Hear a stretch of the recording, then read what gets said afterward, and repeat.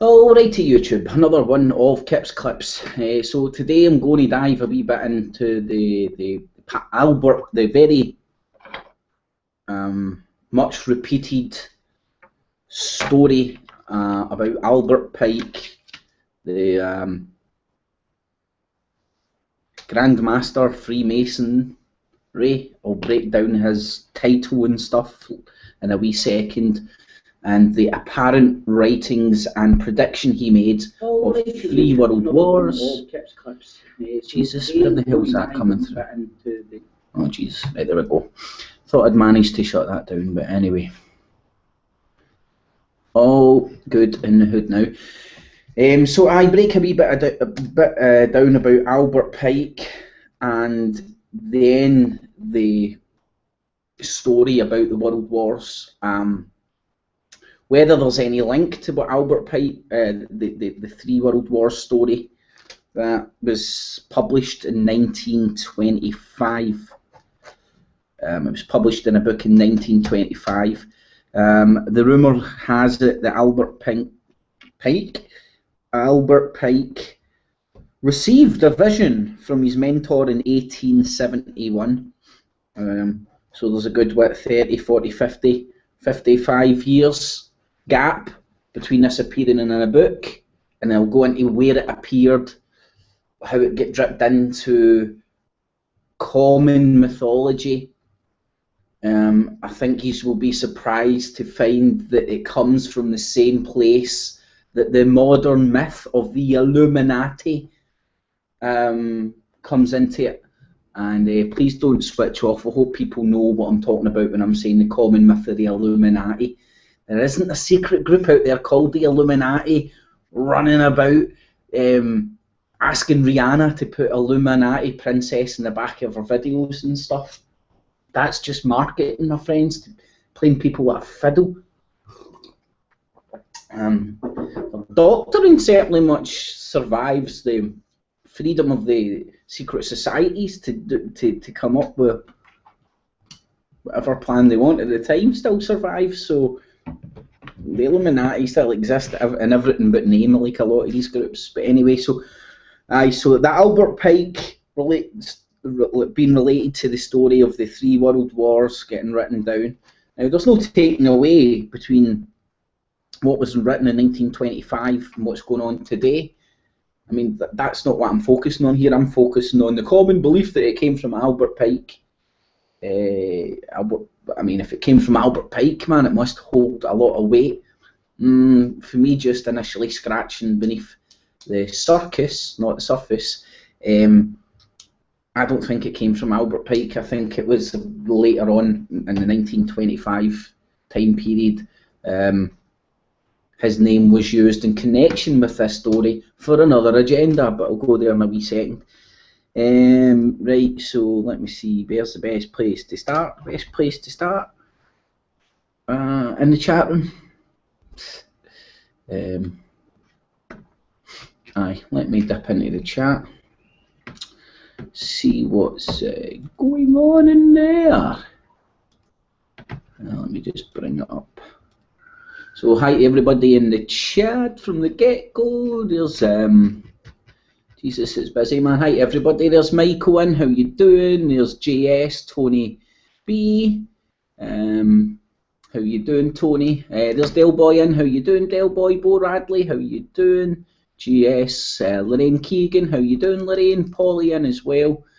Good to see you all in there. So I know, man. Don't ever take my start times for granted. I always find another reason to look at another thing, and I don't know. There's Peter, how you doing, Pedro? There's Madonna, how you doing, Madonna's ex? Max Egan live on TFR, 12 to 1 AM, that'll be good. Max Egan, I believe it's pronounced. I'd love to ask him that. That'll be worth checking that shit out, man, that's for sure. James Owens in, how you doing? Bo Radley, Peter, Blazing Stars, how you doing? Kendo Taylor, hi everyone, has it started yet? It's started now. Stevie B, how you doing?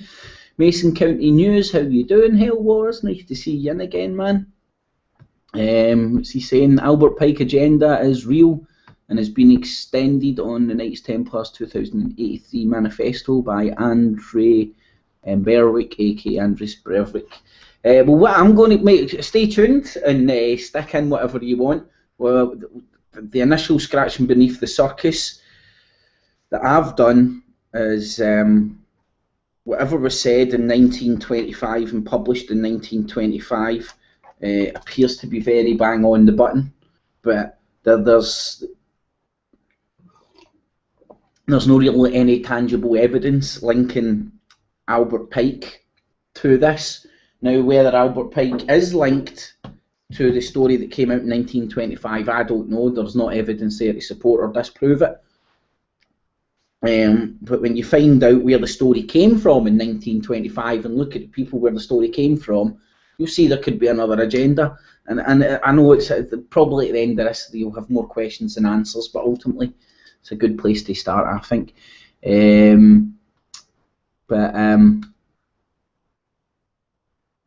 Whoever came out with, well, I'll go into it, but the stories that were put out in 1925, that's the first place I'll start, breaking down what the wife's tale. I'll start with the wife's tale, the three things that were written down in 1925. Anyway, there's Kendall Taylor, Bo Radley, I believe, there's Polly, Peter, Lorraine, Stevie B. There's Pallister in. How you doing, Pallister? Nice to see you in, mate.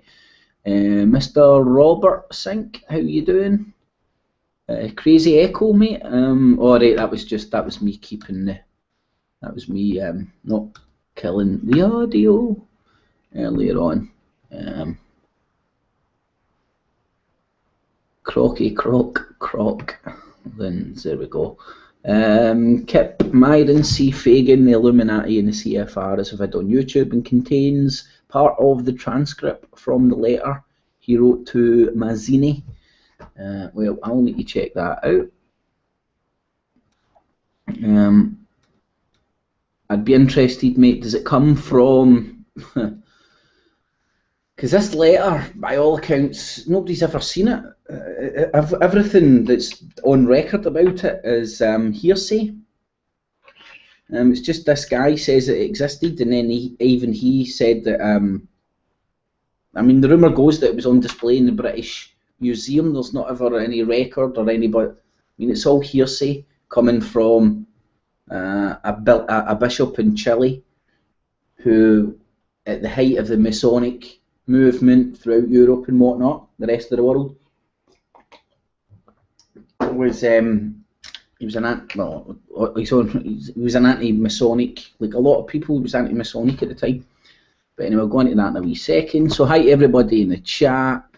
Pike was a Scottish Rite Freemason who emigrated to America. Well, he was he was the head of Scottish Rite Freemasonry, but he wasn't Scottish, I don't believe. Well, right, so let me see if I can find, where the hell have I got the Albert Pike, 3 World Wars.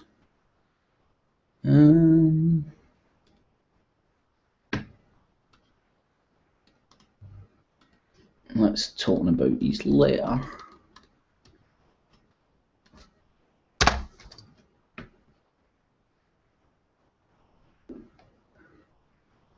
I'll try to find the best. I had a good place where it was broke down.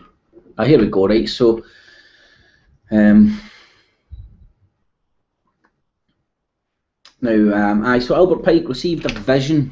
Now this is all like this is what I'm saying. It's all word of mouth. Now I'm not doubting that Albert Pike said this stuff and that. It's the letter and the later use of it that I want to draw to people's attention. But Albert Pike received a vision, and this isn't written down anywhere. This apparently only exists on this letter that he apparently wrote to Mazzini. Mazzini very much, well, he was one of the starters of the European, wanted the United States of Europe, and he was, the Vatican deny and don't have any record of him being a Freemason, but everybody else say he was a Freemason, but it's very hard to find records of it. as if they disappeared if he was. So the first, let's go through this. Albert Pike received a vision which he described in a letter he wrote to Mazzini dated 15 of August 1871. This letter graphically outlined plans for 3 world wars that were seen as necessary to bring about a one world order, and we can marvel at how accurately it was predicted events that have already taken place. Now, the first thing,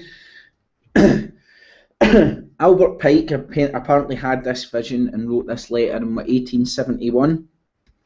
The word fascism or fascist, you can only trace back, the earliest is 1906, right? The word, so he uses the word fascists, he uses the word Nazis as well. Nazis being abbreviated for National Socialists. It's very much a political time in the world, and this is, I've got a timeline here of all the other stuff that was going on in and around Albert Pike. So yeah, Pike's letter to Mazzini. It is commonly believed, falsely, that for a short time that Pike's letter to Mazzini was on display to the British Museum Library in London. Now this is, go and find every reference to this letter being in existence and being in the British Museum, and every single reference is in reference to Carr's book. What's this dude's name? William Guy Carr. Right, this guy is the guy who invented the modern day myth of the Illuminati as well. But go and check this all out for yourself. Don't take this for verbatim. These are the websites that I put up that deliver it in easy bullet points. But go and check this all out yourself. And it was copied by William Guy Carr, former intelligence officer in the Royal Canadian Navy. The British Library has confirmed in writing to me that such a document has never been in their possession. Furthermore, in Carr's book, Satan, Prince of This World, Carr includes the following footnote. The keeper of manuscripts recently informed the author that this letter is not catalogued in the British Museum Library. It seems strange that a man of Cardinal Rodriguez's, we'll go into the Cardinal, knowledge should have said that it was in 1925. Now you can go in and look where Carr was coming from. He was selling books and making money. And then we can go in and look where even his version of the story came from, which was Cardinal Rodriguez of Chile. And then even just a wee bit of background history about the Cardinal. Now go and check this out everywhere, and what you'll find is the first good few pages of the old Google searches, every reference to this book being in the British National Museum references the Cardinal and references Carr. And then even if you go and look at Carr's own book, Satan, Prince of This World, and we'll go and look into Carr in a wee bit second as well. There's questions there to be asked about where this story, where this actually came from, if it's real, and ultimately what's it been used for. I mean, again, let me be absolutely clear, because people will be going, "Oh, you're covering it up. You're saying it." Look at it, and we'll read through what the hell it says here and compare it to what's happened. It's very much on the fucking button. But what I'm saying is, where the hell did it come from? Was it Albert Pike? Or was it predictive programming, but it popped up in 1925 through this Cardinal? That's what I'm going to throw in the mix for consideration, rather than sticking at the one post. So it says it was copied by this guy, right? And then anyway, sorry. So he was a former intelligence officer in the Royal Canadian Navy. I read through that. It appears that Carr learned about this letter from Cardinal Rodriguez of Chile. who wrote The Mystery of Freemasonry Unveiled. That was back in 1925, and that is the first mention of this letter, and the talk about this letter that Albert Pike apparently wrote and has been seen in the British Museum.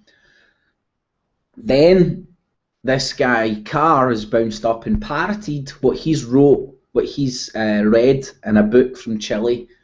Right, so he pops up in England with a book that was wrote in Chile back in the 1800s when travel and there wasn't any internet or faxes or whatnot, right?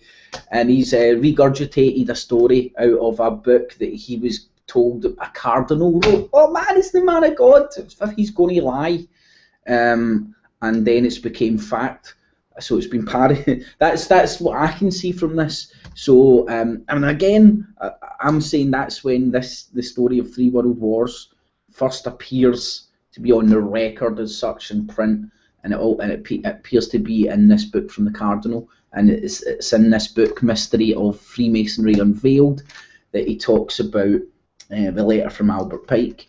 And we'll go on to who Albert Pike was, man. I mean, the guy is an enigma, man. That's for sure.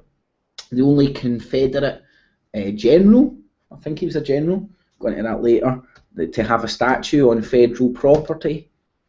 Oh man, and people who have researched Freemasonry, the American Civil War, American War of Independence, very much knows that Masonry was at the heart of it and played a massive role when there was Freemasons fighting each other. There was Freemasons on both sides. I mean, go and look through the history of Masonry and you'll see lodges fighting the lodges. They compete. Every lodge has got a jurisdiction of its own, man. You need to bear that in mind. I mean, these people do fight each other. Go and look at the amount of Robert Burns lodges or apparent lodges that are his home lodge in Ayrshire. There's about 3 or 4 because he frequented lots of them, and then one of his I can't remember the exact history now, but when I looked into the Robbie Burns, one of his lodges was competing with another lodge for the other village, and ended up 2 lodges became one. I can't remember. They had a merger. That's the word I'm looking for. But anyway, aye. So to date, no conclusive proof exists to show that this letter was ever written. Nevertheless, the letter is widely quoted and topic of much discussion. Now, go and, again, this is what I'm saying, go and check this all out for yourself. Go and look at the source of the source of the source. And what you'll find is it always comes back to the book written by this cardinal. There's not any actual real evidence of this coming from Albert Pike, other than the guy would have been probably privy if it was indeed a Masonic conspiracy written back in 1971, or whether it was more to do with this cardinal in 1925 and plans, who knows. So the following are apparently extracts from the letter showing how 3 world wars have been planned for many generations. So I'll need to dip into that chat, or Jesus, let me go back into the chat. Who was it that was, I can't remember. Was it Kendo that was saying there was a YouTube video? Well, I can't obviously watch the YouTube video now, but if there's a YouTube there, Myron C. Fagan, the Illuminati and the CFR is a video on YouTube. And so Kendo, if you've seen that, mate, stick in the chat. Let me make it. Let me see where we are then. Aye, Kendo, you stick in the chat, buddy, where that source, where that YouTube video source was, and let me know if it's any different from that cardinal's book, The Mystery of Freemasonry Unveiled in 1925, or whether there's any other evidence other than what this cardinal said to Carr, which then get propagated back in 1925. That'd be brilliant, man. Right, so where the hell was I? Right, so let's see what the writings in this book, The Mystery of the Freemasonry. Now, again, I think this was written 1925. If it was written in 1925, the use of the language would make so much more. The use of the language will make so much more sense. Once we have a look at the cardinal and once we have a look at car, some of the language that's getting used will make a lot more sense as well. But anyway, so the First World War must be brought about in order to permit the Illuminati. Jesus, that's what I was going to do. What's the dates? 80. I'll need to go and get the dates for the apparent dates for the Illuminati and tie them in with Albert Pike. They are a bit conclusive, but I think they get right. Did I write that shit down? Did I forget to? I think I forgot to, but I'll get on with this at the moment. So it must be brought about to permit the Illuminati to overthrow the power of the Tsars in Russia and of making that country a fortress of, and now again as well, this is some criticism I want to throw in straight away when you go. Watch what people use these words for and how it's been used. It's very much used in the biblical sense, and it's used by doomsday. The world's coming to an end next week and stuff as well. I'm just saying what I see, man. But you go and check all this stuff out for yourself. It's scary how accurate this is. Has it been a script that was wrote by somebody in 1925? Or is there actual any genuine evidence other than books written by cardinals and conspiracy Mark Daiz of the day back in 1925? Right, so anyways, let me see. The fortress of atheistic communism, the divergence caused by the agents of the Illuminati between the British and Germanic empires will be used to foment this war. At the end of the war, communism will be built and used in order to destroy other governments and in order to weaken the religions. That's the First World War. And then when you go and look onto Bismarck, Jesus, what was it I found out about this dude? Can't remember what the hell that was that jumped into my. There was something that really stuck out early years. He was very alright. He was the dude that unified the German states, right? So he was unifying other empires, other kingdoms, by killing dukes, princes, so on and so forth. And he was president of Prussia at the time as well, which is interesting. And that's it was his alliances that could be arguably seen to bring around the apparent theatre of World War One. So that was part of the hoax, which could be maybe the hoax that you could suggest is happening, is the fact that in 1925 this is presented as being written back in 1871, which would make the prediction of overthrowing the Tsars in Russia, atheistic communism, British and Germanic empires fighting each other. If this was written in 1925, it's not so much a prediction, is it? But again, was it written as part of a script? So let's see what they say about the Second World War. Second World War must be fomented by taking advantage of the differences between the fascists and the political Zionists. Now, back in 1925, you would have had the fascists of Mussolini, so on and so forth. You had political Zionism at that time as well in 1925, but you didn't have political Zionism in 1871. So, like, if you're going to say, well, look, these are in quote marks, show me that, like, they can't use the word political Zionists when political Zionism didn't So this isn't part of a letter that's been translated properly from 1871. I would argue anyway, but anyway. So let's see. So, but if it's written in 1925 as part of a, I don't know, as part of whatever, this doesn't seem so impressive. The war must be brought about so that Nazism, now saying that in 1871, that's impressive. Saying it in 1925, not so impressive. Is destroyed, and that political Zionism may be strong enough to institute a sovereign state of Israel and Palestine during the Second World War. International communism must be strong enough in order to balance Christendom, which would be then restrained and held in check until the time when we would need it for the final social cataclysm.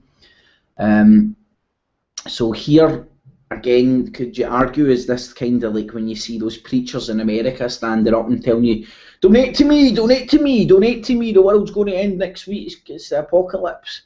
Because this very much seems like if you were a Christian back in 1925, this would get you riled up. If you were a Christian back in 1871, it would get you even more riled up. But again, you need to question the language for 1871. It just doesn't. The language doesn't make sense for 1871. 1925, yeah, things had changed. After the Second World War, communism was made strong enough to begin taking over weaker governments in 1945. Well, that's telling you what sort of happened. Breaking you down. Readers argue in the terms of Nazism and Zionism were not known. Oh, here we go. Here's the important things. Readers that argue that the terms Nazism and Zionism were not known in 1871 should remember that the Illuminati invented both these movements.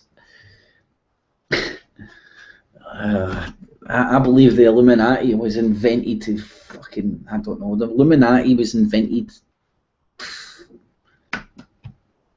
how to explain it. Illuminati's real, but they were shut down. They just changed shop, moved to a different lodge, changed their name. The same people would wanting the same things would have still existed. They would have just, again, do what they're always free to do, disband and reband somewhere else and try to assert their influence in different lodges, and they just dissolve into the night. They never really disappear. Their name disappears. That's why the Illuminati name is, it's like the bogeyman.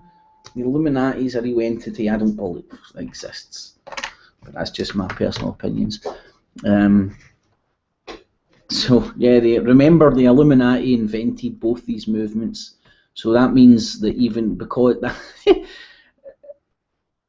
because the Illuminati invented I need to go into that's a bad argument, but anyway, in addition, communism is an ideology. Well, that's true. It's traced back. Fascism's ideology, I think you can trace back to the 1880s, and communism probably further. In addition, as a coined phrase, Orients in France during the French Revolution in 1785. Restif coined the phrase 4 years before the revolution broke out. Restif and Babom, in turn, were influenced by that dude, all these French motherfuckers, as was the most famous conspirator of them all, Adam Weishaupt.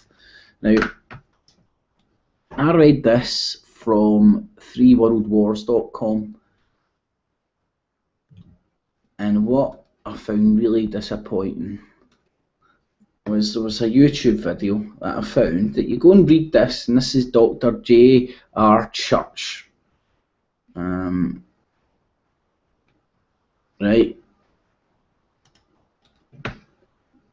And just to prove what I'm getting at here, like you sometimes you're getting sucked into stuff by groups and you don't even know it. Now, I'm not saying anything against this guy, man. If this is your stuff, if you're into that, jump along. But what, like, is this prophecy in the news? So it's definitely got a flavour of something that ain't independent in my eyes.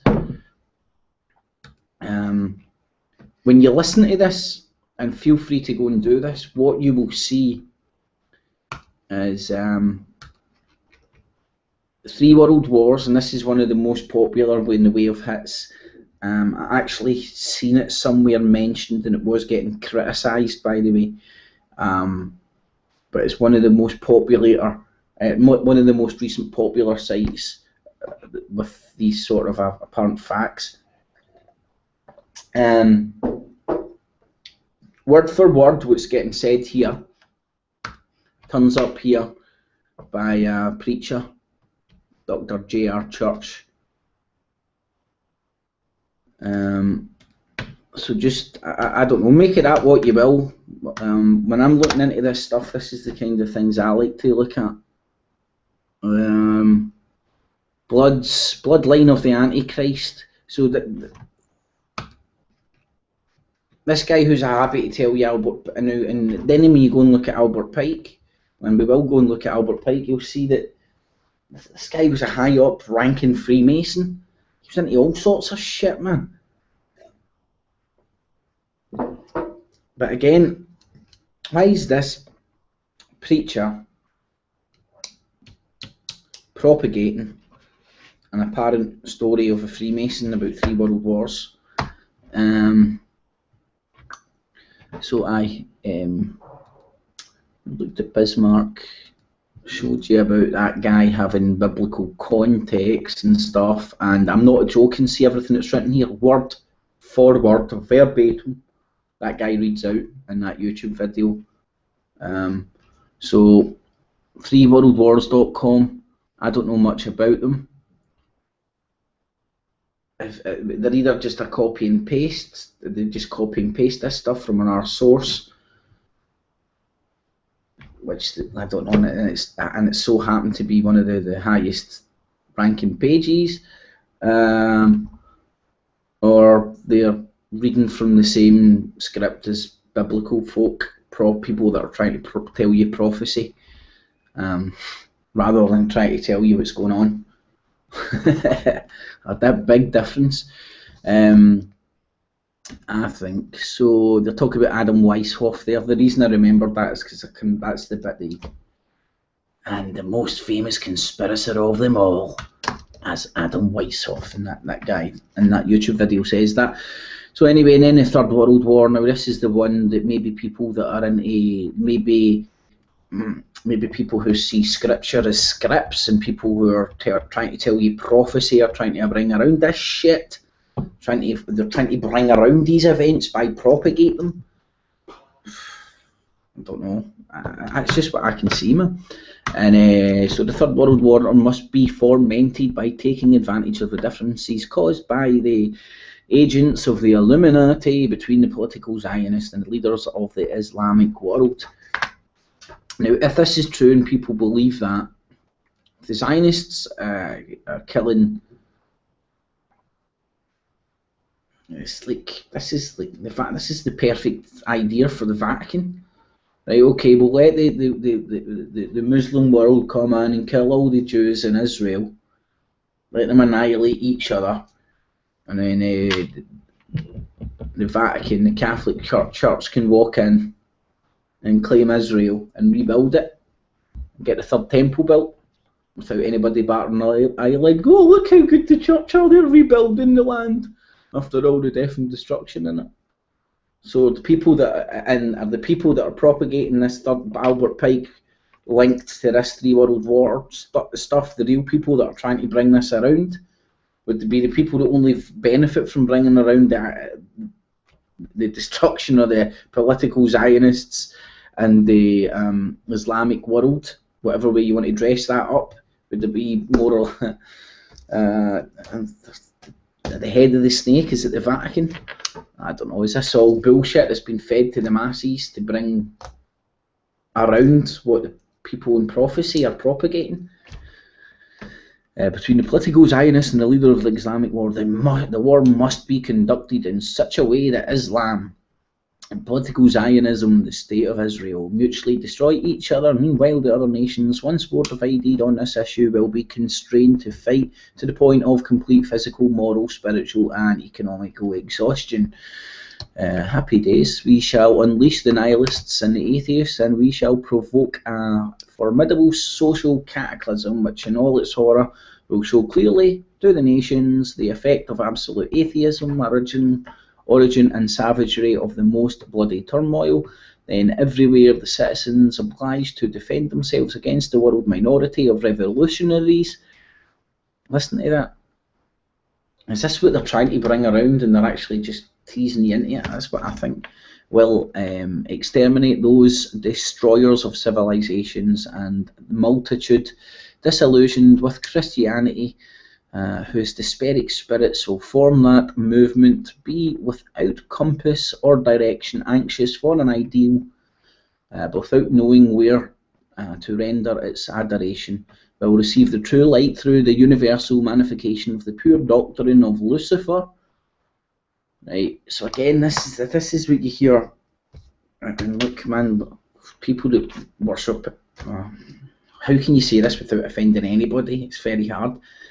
But man, the people go, oh, Lucifer, woo! And it always tends to be, from my perspective, the people who shout that, the loudest seems to be God botherers who want you to come join my gang, and I'll save you from Lucifer, rather than just like, here, look what's going on. There isn't really, well, I don't know, believe what you want to believe, but I don't know, don't buy into any of that bullshit, fucking whether it be Lucifer or any other club that people try and suck you into by trying to, I mean, I just see so many, I don't know, they have like vampires, man, and you go to like a protest or something, there's people, well, like vultures, let me suck in people and let them, I mean, there's nobody actually going to go here, think, oh shit, think what you want to think. There's vultures out there trying to suck you in. Brought finally out into the public view, the manifestation will result from the general rectory movement, which will follow the destruction of Christianity and atheism, both conquered and exterminated at the same time. See, this is making everybody live in fear. I mean, if you move away from this bullshit, man, anybody can exist believing in whatever they want, just as long as you don't shit on other people's doorstep. Whether it be fucking Christianity, Islam, whatever, man. Whatever bull crap, just don't shit on my doorstep. So that's a wee bit about the prophecies. Now, let's have a wee look about the history of Albert Pike, born 09, died 91. He was American, and he was a Confederate officer, writer, and Freemason. Now, the thing I found interesting and what I wanted to point out, he was a member of the bar. Let me see, he joined the bar in 1837. Now, if you want to put names other than the Illuminati on the head of the snake or the lizard people or whatever, the Republicans or whatever, but if you want to put a name on the head of the snake, the closest one you could do is the bar or the Knights Templar. Knights Templar invented the bar, but yeah, Pike was a member of the bar apparently. And Masons love to keep records, and they tend to be accurate. Remember, it's a society with secrets, not a secret society. Historically, most Masons, if you ask them and stuff, are quite open. Not about what they do inside their temples and whatnot, but quite open about being a Mason and whatnot. So he began to study law and was admitted to the bar in 1837 in Arkansas. Then if you go to a list of his books, is there a list of his work? Not in this one.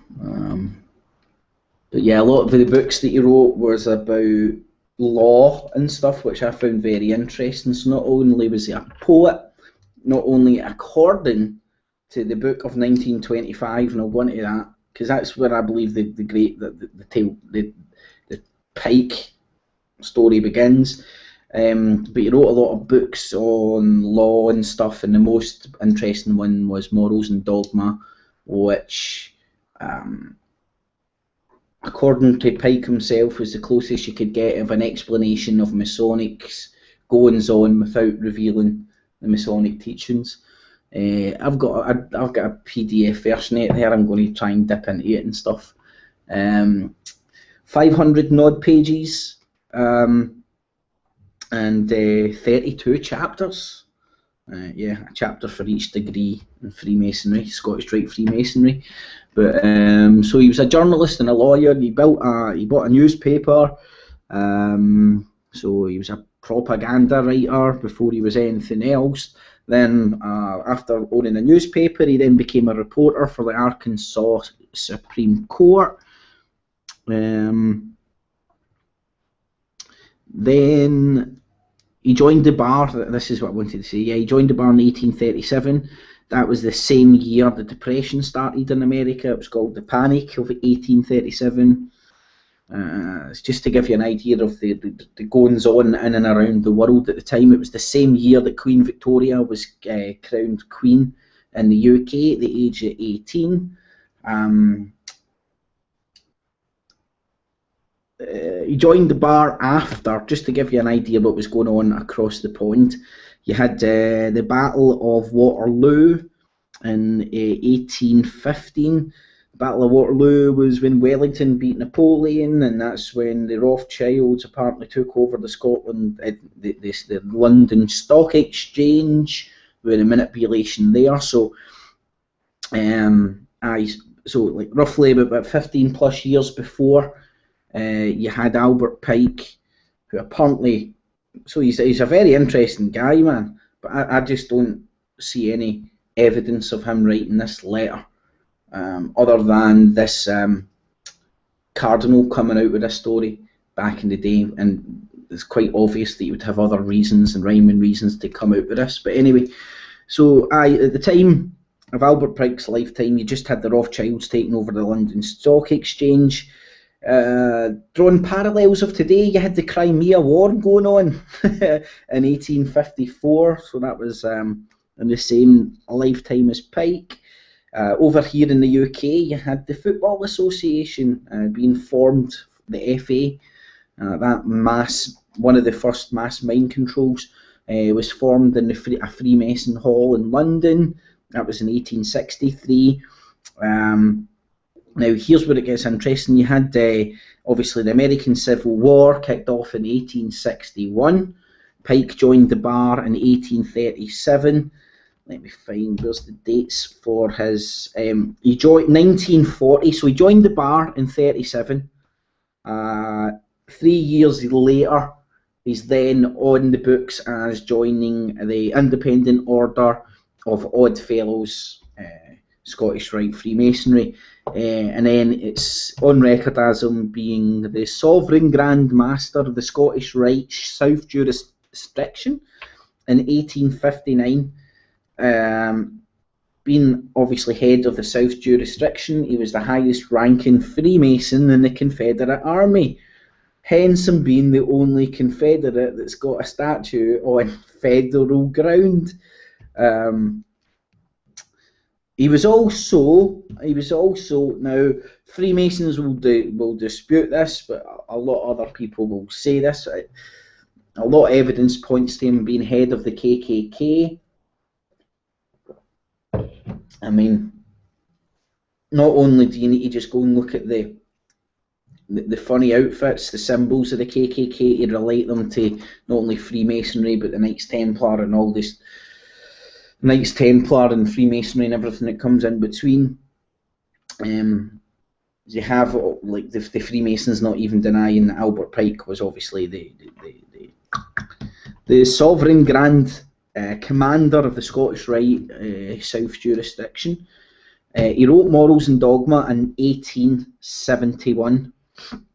Now, if you go and read Morals and Dogma, and this is where the confusion and this is where I think some of the Jedi mind trick comes into it. The apparent, in 1925, the story goes that he wrote the letter.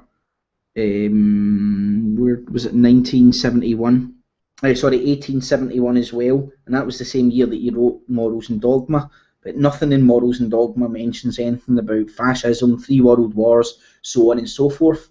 So a lot of people that don't scratch underneath the surface will go, well, yeah, Morals and Dogma says about the 3 world wars. Morals and Dogma doesn't say anything about 3 world wars, doesn't say anything about fascism, Nazism, all those words that are completely out of context for the time frame that apparently is given in the 1925 account, and the mysteries of Freemasonry unveiled.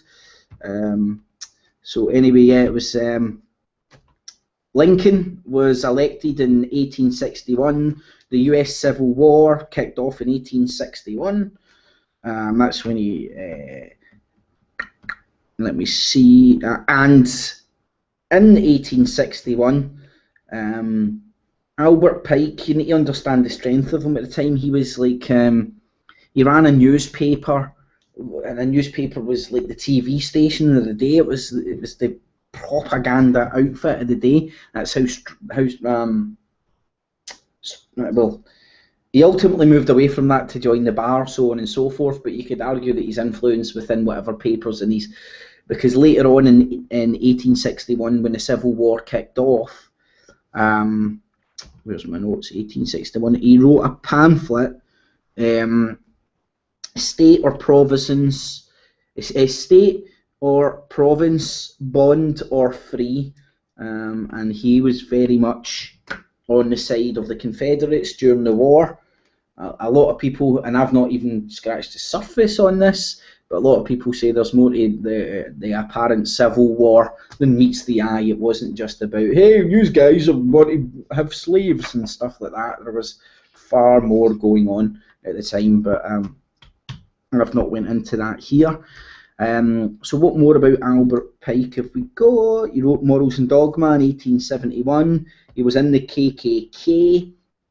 Apparently, a lot of people would dispute that. It was in 1871, August the 15th, 1871. Apparently, he received a vision from a mentor. He was told this in a letter to Mazzini. Let's go and have a wee look at Mazzini.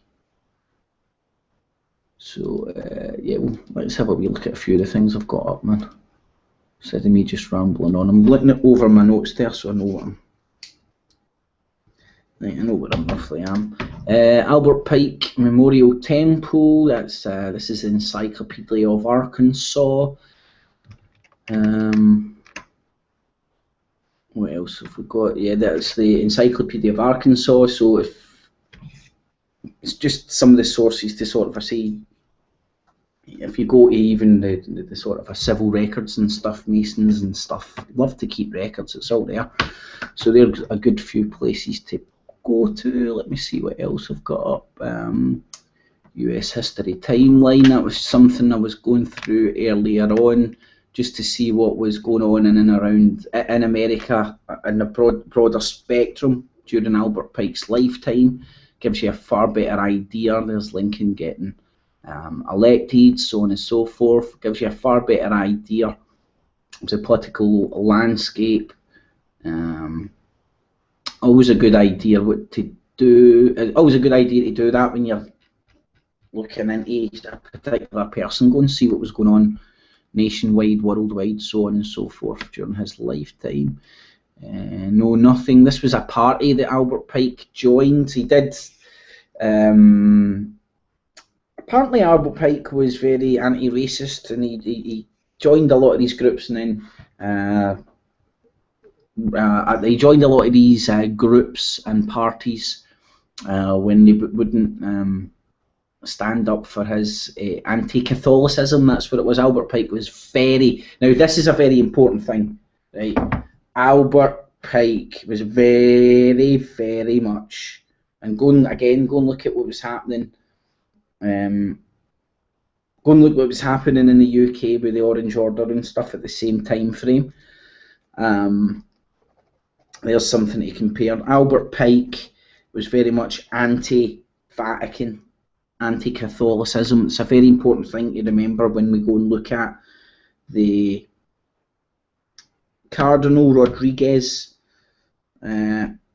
who's the story that Pike was behind the 3 World War story comes from.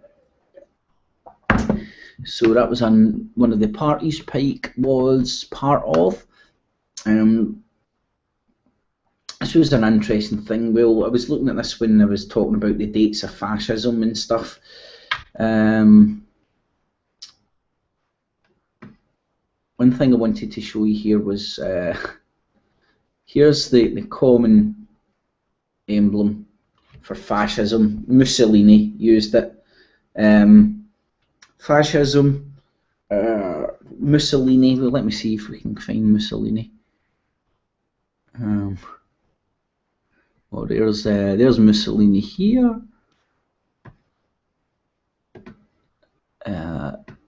Just want to show you something.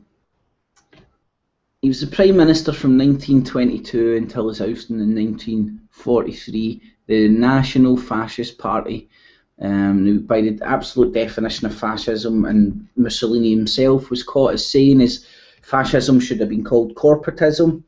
Now, here's a wee thing from my own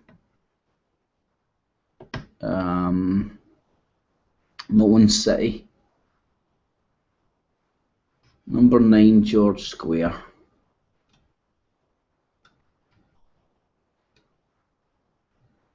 Right, not to mention the Statue of Liberty, so on and so forth, being here. I've showed people this before, but it's worth going into when you're pointing out. Now, this building was built in 1920, I think it was 22. It was built in the 1920s. The same year as the fascism party of Mussolini was in charge.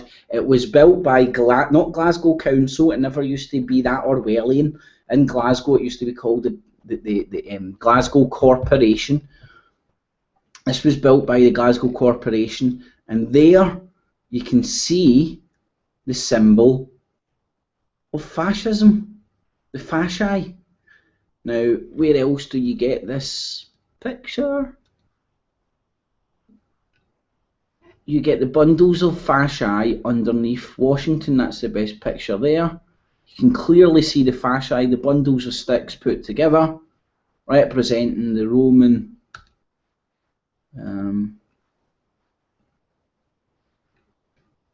I'll see if I can get the fasci.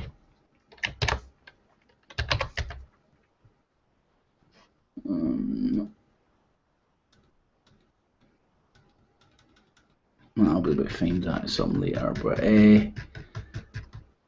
that's the fasci. It comes from, let me see if I can find it here.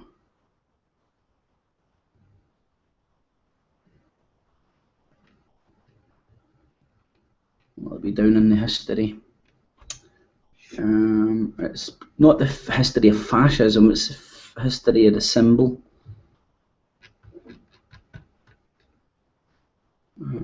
That'll just take me to the picture, I'm sure. Anyway, I'll see if I can find it later on. But there you can see the bundle of sticks. It's very can't really mistake it. Turns up in number 9 George Square in Glasgow, built by the corporation in the 1920s. No doubting the fascist implications of it. And also popping up in the Lincoln Memorial. There's the fascist symbol underneath Washington's hands. Mussolini was the country's prime minister from 1922 to 43. He was head of the National Fascist Party. Albert Pike was on the opposite side of Abraham Lincoln.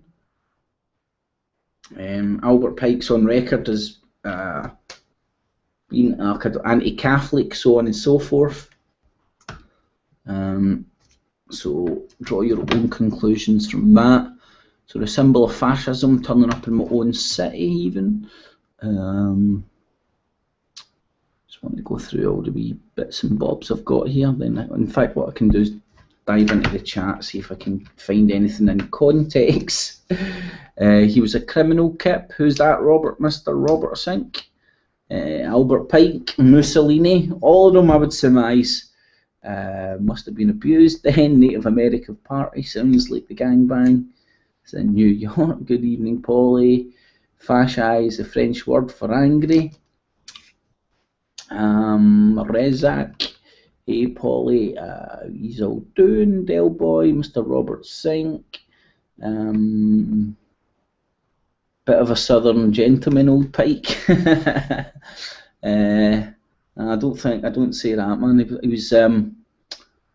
was rumoured to during his escapades for the Confederate Army. He was a general, and apparently, admittedly, like in hindsight, you don't know how much of this bullshit and how much is real. But apparently, he was scalping folk and stuff, and I believe he was at parts. He was in charge of keeping the Red Indians, if you want to call them that, and the Native Americans in check. He was in charge of a few reservations for the side of the Confederates, I believe. So if you read the Pike plan closely, the plan pits everyone against everyone.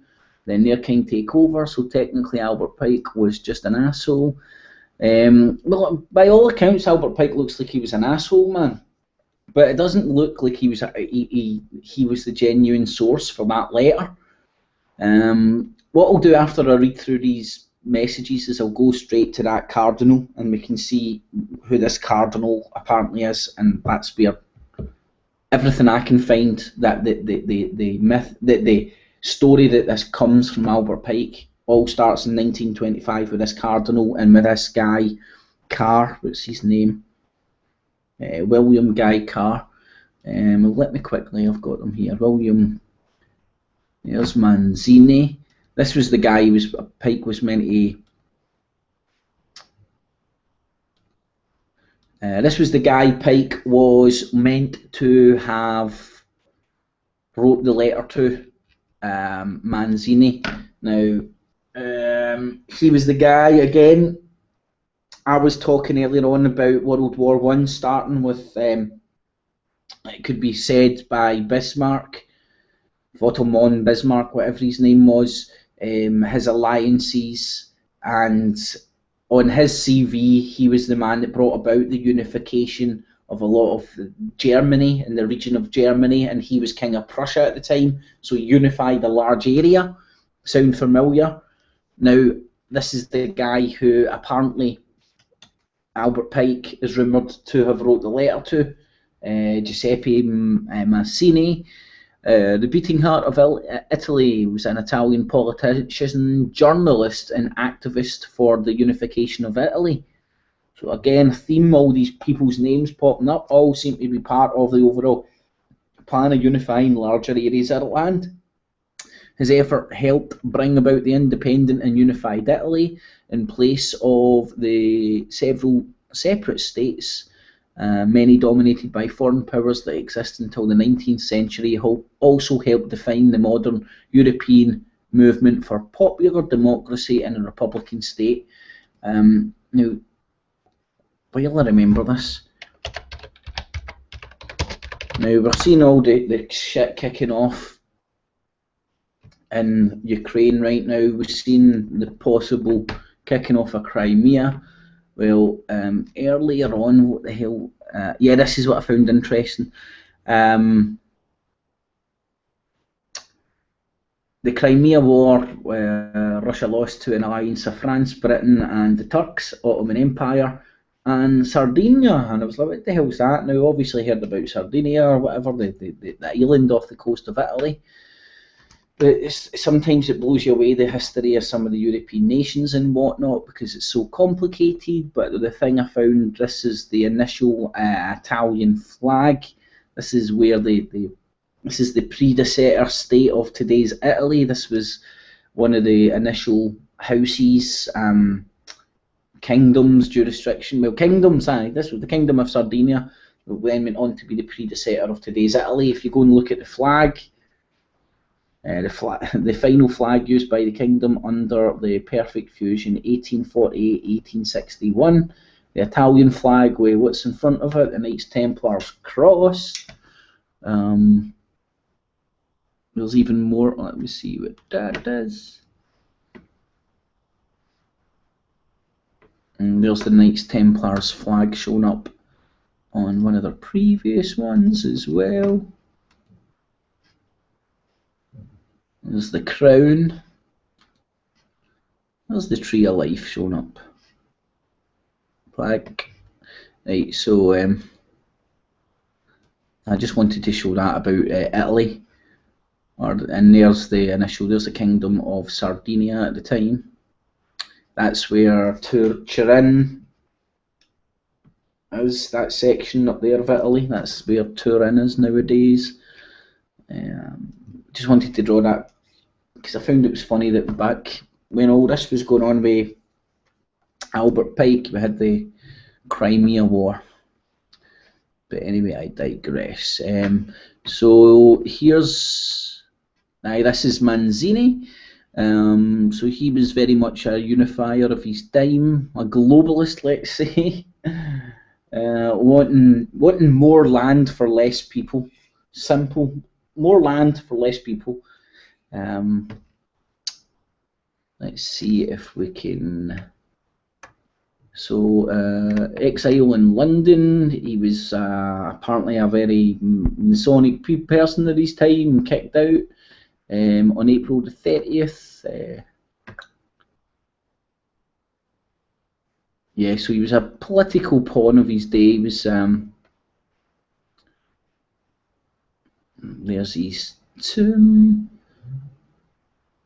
Well, there's his legacy, I'm sure. Oh, well, Karl Marx, in an interview, I found it interesting that we're talking about like the old commies and Marxism.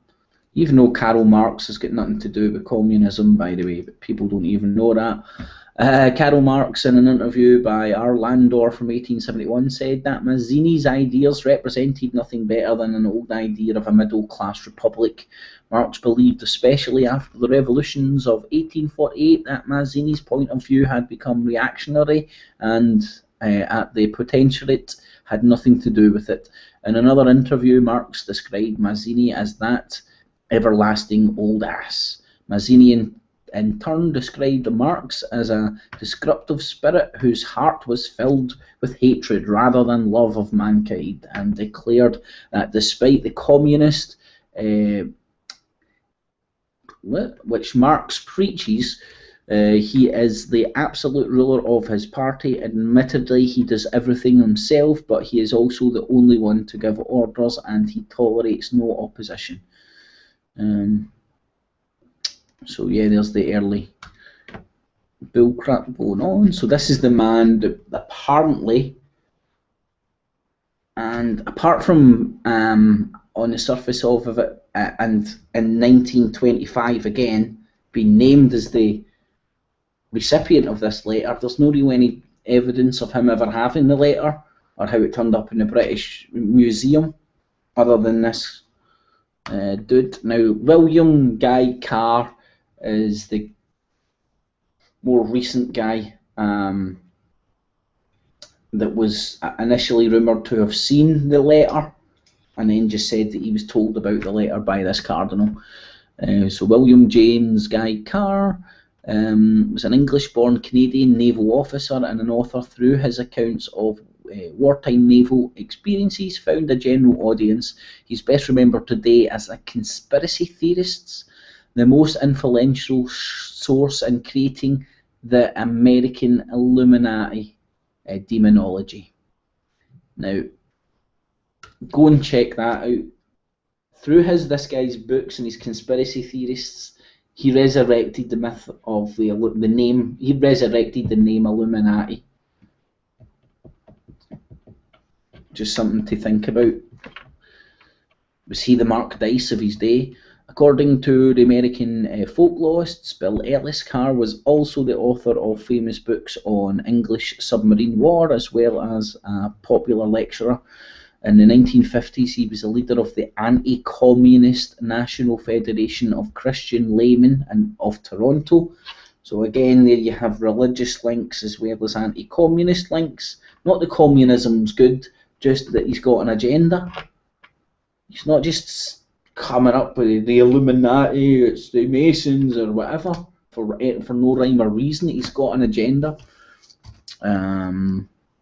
He was also one of the presidents of the Naval Club of Toronto. Let me see. So now this is all just the Wikipedia stuff, but go and check all this out. One of Carr's most lasting contributions to modern day conspiracy theories was his discussion of an alleged plan for 3 world wars, often referred to as 3WW, which he believed was developed by Confederate General and Masonic scholar Albert Pike. In Pawns in the Game, Carr claims that World War I, so see here you guys, it's all coming from Carr, right? Claims that World War I was fought in order to enable the Illuminati, a name that you could argue was resurrected by Carr, who could have been a well-read man. I mean, he was reading books done by a cardinal in Chile in 1925, and he's a well-read man. So as he read about which I believe to be the historic accounts of the Illuminati, them getting caught and them then getting run out of town, he's read a book about it, took it home and elaborated it and made it into a book.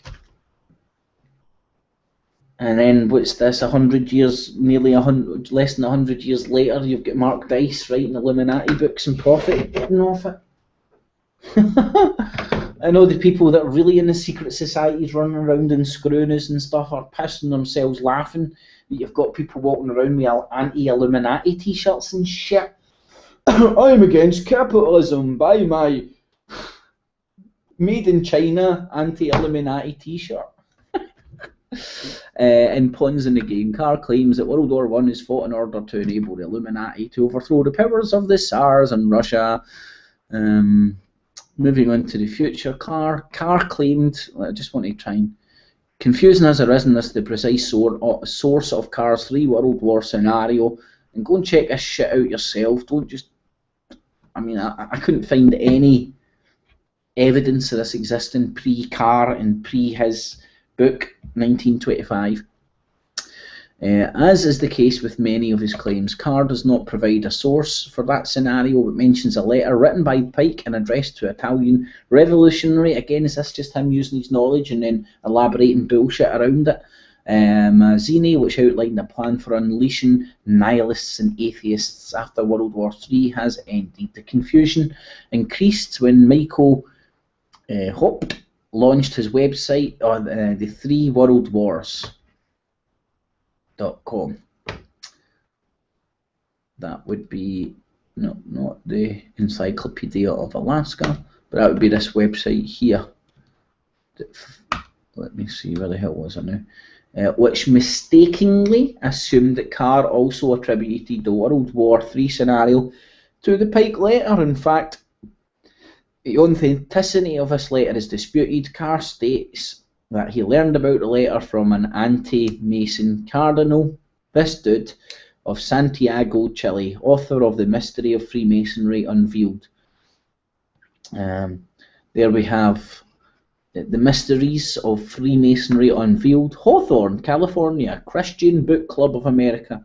Not the fact that means that it's untrue, and just that it's coming from a bloody Christian book club. They're only, I don't know, is it hard to think that a Christian book club would have only pro-Christian books in it?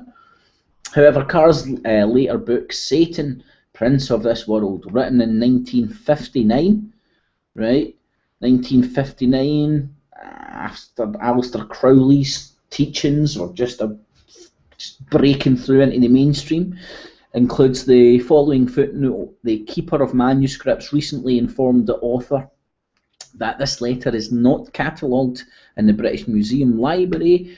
It seems strange that a man of Cardinal Rodriguez's knowledge should have said that it was in 1925. More recently, the British Museum confirmed in writing to researcher Michael Hapt that such a document has never been in their possession. Pierre-Henri Taguif states that Carr gave an ultimate and synthetic account of this legend that links together the Illuminati, Mazzini and Pike in a satanic plot for world domination. So again, this is just the Wikipedia. Don't let this steer you, but go and check out the facts it's presenting, and you'll tend to find that it's very hard to dispute the fact that you can't trace this book back to any further than apparently 1925 book, The Mysteries of Freemasonry, by an anti-Mason cardinal, and then it goes to Carr, who could be argued as a Mark Daiz day. Maybe he's a genuine researcher and stuff, but there's no evidence. The reference, Terry Melson gives a good treatment of the Pike letter to show the origin of the account of unleashing the nihilists, and that a 3 World War scenario is not to be found in that material. Michael Hopt has taken the 3 World War theory from the introduction of Carr's pawns in the game, 1958. Right, so this introduction outlines a plan that Carr attributes to Pike, but not to the letter from Pike to Mazzini. Only the last section of the 3 World War plan in Hap's text is, quote, attributed to the letter from Pike to Mazzini. This quote is virtually identical to the one in Rodkiek's book. It can be traced to the book Les Débléal, that thing there, 1984, by Gabriel Jagond-Pagar, aka Leo Taxel, where it is claimed to be from a letter of Pike to Mazzini written in 1871. This quote was later considered to describe the Bolshevik revolution, and whether a hoax or not, it predates 1917. The book of Japond-Pagar is enlisted in the British Museum, which is what Rodriguez meant by his statement, and it contains the full letter.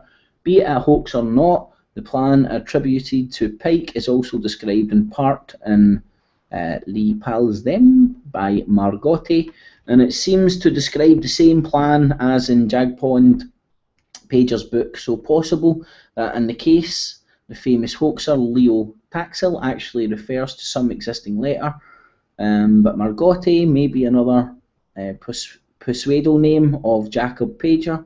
There is nothing of the 3 World War plan in this letter, and nothing especially prophetic. It simply describes a Freemasonry plan to overthrow all religions. So there's been greater researchers than me that's touched on this and came to the same plan. It's very hard to pull away. It's very hard to attribute the 3 World War plan to Pike.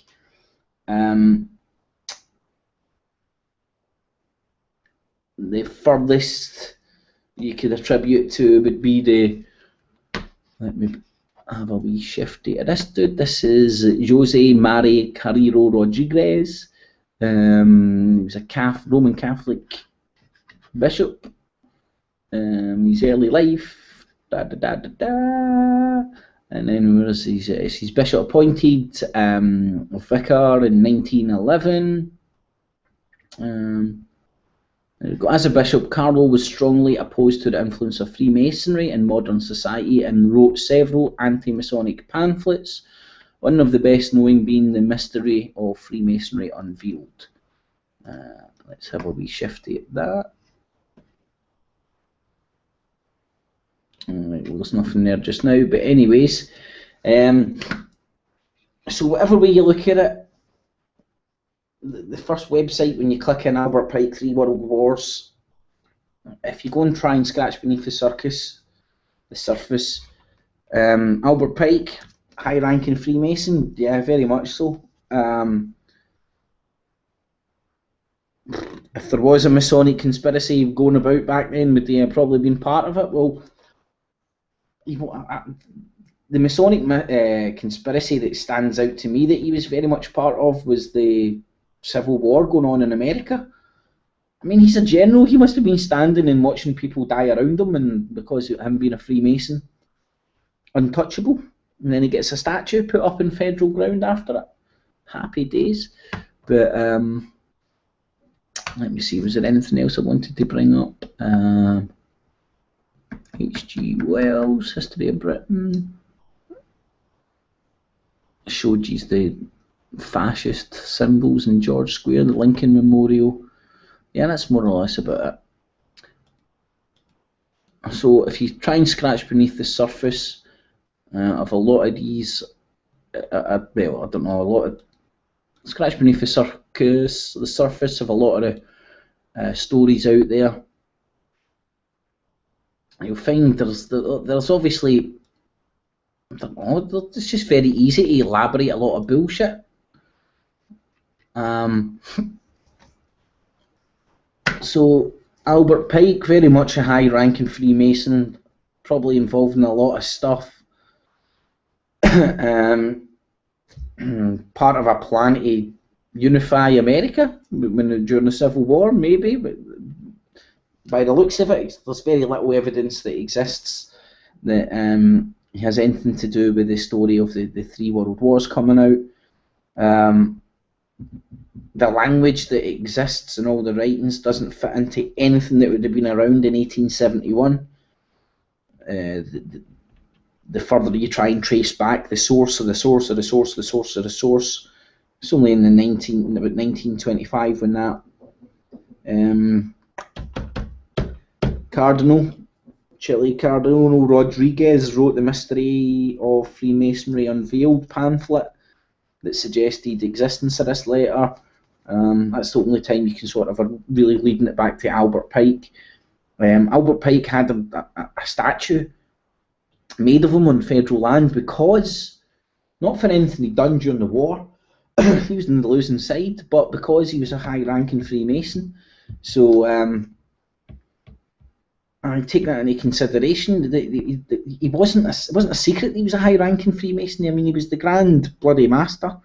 So later on down the line, if you're an anti-Masonic bishop sitting in Chile and you want to write some anti-Masonic stuff, and you're making something up just to further your own agenda, Albert Pike would be one of your first targets, and then Mazzini as well would be another first target, being a very well-known high-ranking Freemason right there over in Italy itself.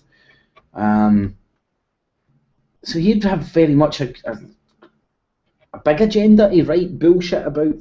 And again, I'm not saying this stuff to fucking say that, yeah, Albert Pike, good man, yeah, good, invite him in and stuff. I mean, he was the high-ranking Freemason of the Confederate Army. By all accounts, he was out there scalping people during the war and shit, and very much kept the Red Indians, the Native Americans, under wrap during his time with the Confederate and stuff. But I just wanted to try and share a wee bit of the stuff that I've came across when I was briefly just scratching on the Albert Pike 3 World War thing, because I heard it on the No Agenda show, and I just wanted to touch on it selfishly. So hi everybody in the chat. There was Kendall Taylor saying stuff about that. Polly, Pike formed the Knights of the Golden Circle, aka Ku Klux Klan. Yep, man, very much. The Masons will deny it, but there's a lot of people out there that will shout that from the rooftops. And then when you go and look at Pike's position in Freemasonry, and go and look at the Knights Templar, go and look at the KKK. Very much the Knights Templar symbolism all over. Third World War must be fermented by taking Bo Radley. With some of the apparent writings, the Pike letter to Mazzini was on display in the British Museum Library. Well, mate, there's no evidence pointing to that. That's just something that somebody said one point. There's no evidence. there's a lot of Freemason writings out there, and Masons keep a lot of stuff on record, and they're proud to show a lot of it off, man. Whether it existed or not, I don't know, man. It definitely seems to have existed. The story seems to have existed since 1925. I'm questioning where the story and what purpose the story was brought about for, when it came about as well, and could it be a manipulation to sell books, bring around another agenda, I don't know, lots of agendas out there it could be used for. Just a lot of people parrot this without trying to even go and investigate a wee bit. There's Mr. Robertson. The letter was kept in the British Museum. Manzini was responsible for the Italian Revolution and the formation of the Mafia. Knew he was involved in the revolution. Didn't hear the Mafia bit, Kendo. Cheers for that, man. There is a copy on display in Canada. It'd be interesting, Hell Wars, mate. Information on that, man. If you're talking about the letter from Pike to Mazzini, I'd be interested, mate. Any information on that? I don't have it now. It's all part of the transcript in front of me. What part of Canada? It's the Canadian War Archives in Ottawa. I'll check that out.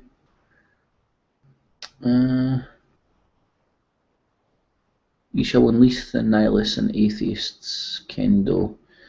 Mate, I know that like the quotes are there, right? But just go and invest. It's very easy to stick some back in the day when the press was more corrupt than it is just now. Very easy to print something, stick some wee quotation marks, and then propagate it.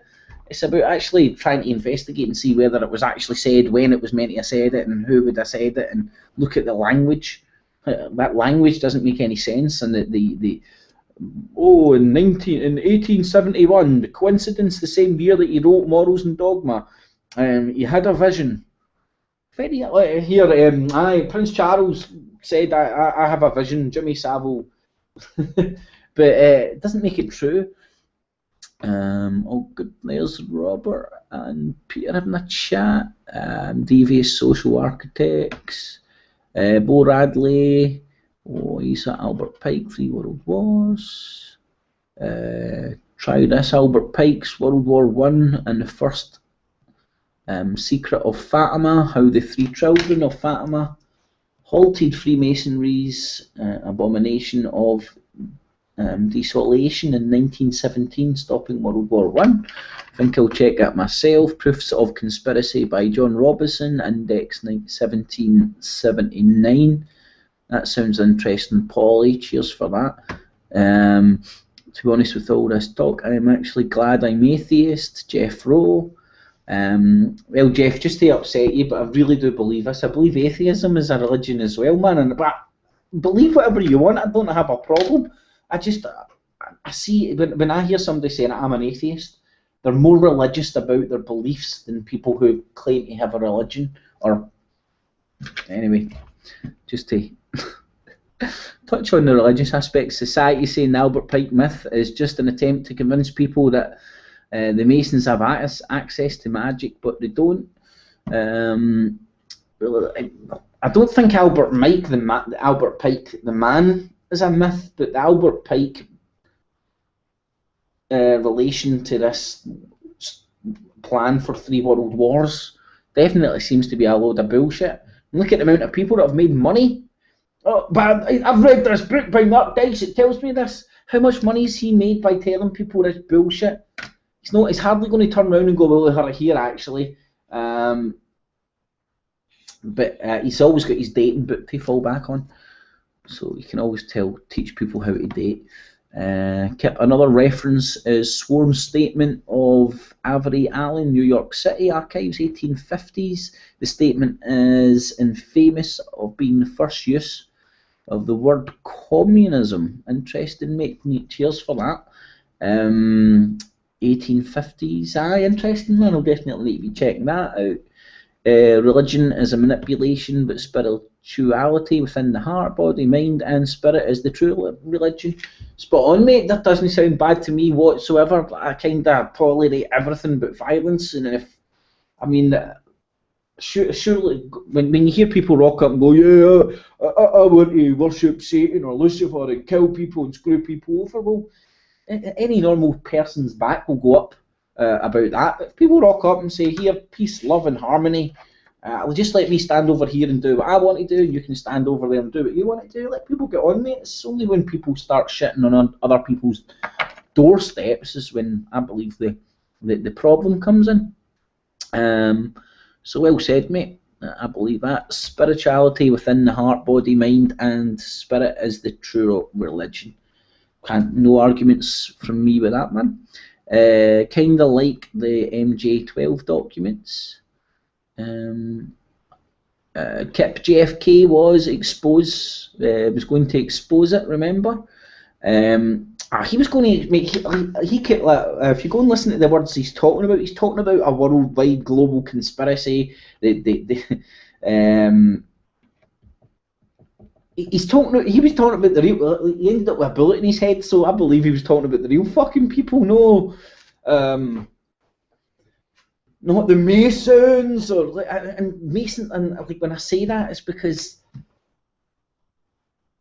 Masons is just a tag that ultimately the people with real power use. That if the shit hits the fan, they'll throw the Masons to the wolves. They throw the name Knights Templars to the wolves. They'll throw the name Illuminati to the wolves. Over the years, they've thrown a lot of names to the wolves. More recently, they've thrown Jimmy Savile to the wolves. But it's about trying to get to the real head of the snake. But blazing stars, mate. I do believe JFK was going out. But at the time, look what was going on. He was out in the global It looks like he was very much trying to save the sovereignty of the United States. But there's all sorts of, there's a lot of angles when it comes to JFK. Another conversation for another day, I believe. Has anybody read the original Albert Pike Scottish Rite? The style reminded me of Thomas Paine, very difficult from this letter. I got a version of Morals and Dogma in a PDF, but I think that was published in 2007. I've not had a chance to go in Society. If you can point me in the direction, mate, of somewhere where I could find a PDF or you read it online, I'd love that, mate. Buster Capuraf, Illuminati is just a bogeyman. Yep, as a Knesset is where it comes from. Ultimately, however, I firmly believe there are good versus evil forces at work. Otherwise, we'd literally be all in chains. I think there's a true note to that. People get uncomfortable when you say I think there's good people and bad people out there, but I mean I can't. There is. I think there's a lot of what you're saying there, Buster. Cap in your ass. Society, agreed, Buster. You know the word Nazi comes from Ashkenazi, a Jewish word. Bo Radley, man, I don't know if that's just one of those weird coincidences, mate. I thought the word Nazi came from the German spelling of National Socialist Party, blah, blah, blah. I could be mistaken, but I just thought it was one of this. Next should be telling me ISIS. I agree, Buster. They are converts many moons ago, but I'm sure most people in our circles are aware. Good evening, ladies and gents. How you doing, Tony? Nice to see you. There's Jeff Rowe. I'm just saying, if all this was true, I've seen better proof on the internet, but if they didn't want this info out, then why is it still being broadcast? Because all of the conspiracy theory stuff. To allow the big dogs continue doing what they want, just like history has shown us. I don't know everything. I learn every day. Thank you, Kip. Alright, Alternative, how you doing? How you doing, Dean? It's all fabricated. No, it's not, Peter. We know that the lizard folk are coming to get us. But well, by the looks of it, Albert Pike, yeah, high-ranking Freemason, very interesting dude, Confederate officer with a bloody statue in federal land. Go and check him out, man. Go and check out some of his writings. He was a lawyer. He was a member of the bar. Of course, he was corrupt to the hell. He wrote a lot of law books and stuff. Morals and Dogma, man. Go and read that. Give you a lot of, if you've got the patience, it'll tell you a lot about Masonic teachings. But I, Peter, I know what you mean. It's off. I don't know. It's very easy to spin shit, isn't it, for clandestine purposes? Whether to sell a book in 1925 or steer people the wrong way. But just go and look at Mark Daiz, the authority on the Illuminati. Remember, Kip, there's two sides of the bullshit. One discredits the other, and real truth is hidden behind the two sides of propaganda. And spot on, Hell Wars, mate. I love the way. What is it? I love what you call it, man. And I've been parroting this, man. But I've heard you saying it, calling it the double barrel bullshit, man. And I love that, man. It's a cracking saying. And it is important to try and cut through the double barrel bullshit. Whether I'm successfully doing it, I don't know, but I do try, man. And that's why I did want to scratch beneath the surface of this Albert Pike stuff, man. I mean, the stories definitely exists. It sounds like 1925 is the earliest date I can put on it. The wording of the story doesn't seem to relate to the story of it coming from 1971, but anyways, it's all fear, fear, fear, fear. Stay afraid, Robert Sink. Yeah, it's all fear, mate. It's from back in the day when words had more power than a YouTube clip has now. It's true, Peter. The written word. Remember, go and just type in the word into bloody Wikipedia, illuminated text. And then you think the Illuminati, why are they illuminated? The illuminated text. Not everybody could read back in the day, man. There's Tony saying hi. Dean, that's what I say. Kip, fear, fear, fear, fear. Yeah, Tony, it's called self-censorship by Tony. The connection is the CFR and Cecil Rhodes using their wealth to educate their own in the ways of controlling the world, i.e. Milner's Kindergarten, Kendall. Cecil Rhodes. Now, I was looking into Cecil Rhodes, and for the life of me, apart from him obviously being a kind of, let's say, what would I argue? A culture creator?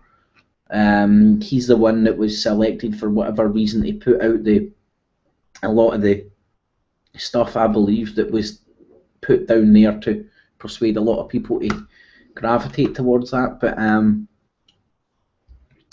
I need to look more into Cecil Rhodes. Moral and Dogma. I was dipping into that. I've got it's too much to go through, but yeah, 32 chapters. Morals and Dogma. 32 chapters. One for every degree of the Scottish Rite Freemasonry. Apart from the 33, of course. But Bo Radley doesn't have to be about fear. Believe, don't believe, better for knowing. He taught school in Little Rock. That was not Bill Clinton's neck of the woods. I think you're talking about Cecil Rhodes there.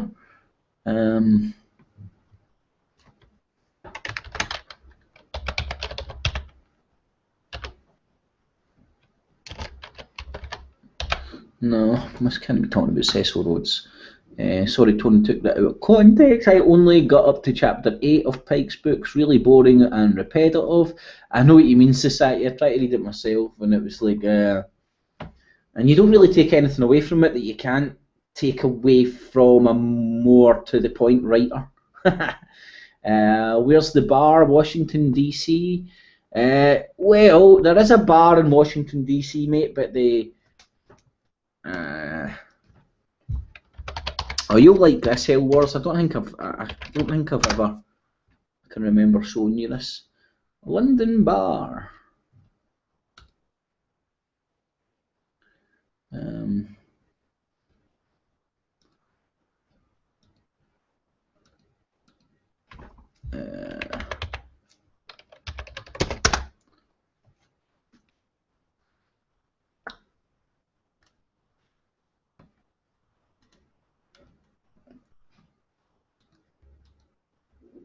there's the Temple Bar.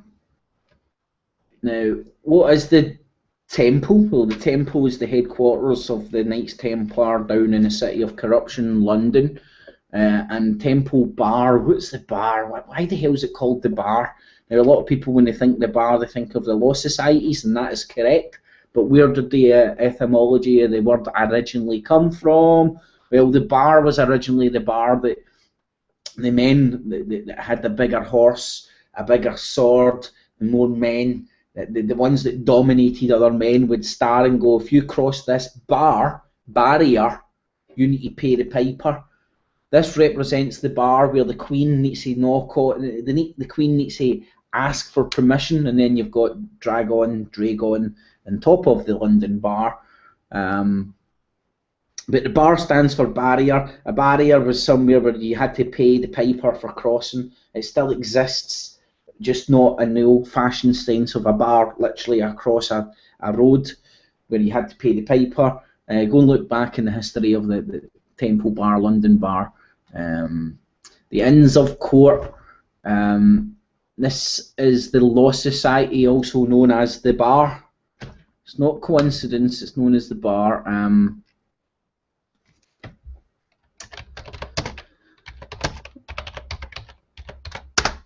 Let me see if I can show you this.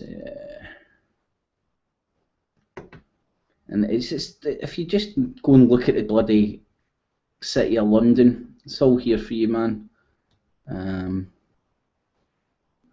There's Temple. I told you that Temple in Glasgow's just up the road. The Temple in London, the Temple in Edinburgh is the Scottish headquarters of the Knights Templar when they were given land in Christendom off of most kings and queens after their exploits in the Crusades. Down in the City of London, the City of Corruption, a separate entity, not part of the kingdom, you have Temple. I stay in Scotstoun, Temple's up there, Drumchapel's there, Knightswood's there, and Jordan Hill is just there. Coincidence? I think not. There's Temple in London, there's Temple Church.